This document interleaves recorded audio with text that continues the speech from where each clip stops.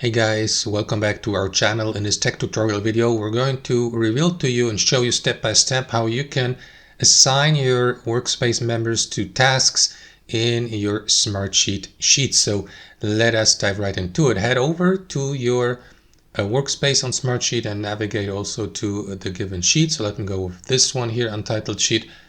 And what you want to do next, guys, is select one of the available views here at the top, like the table view, the Gantt view, board view, and so on and so forth for a calendar.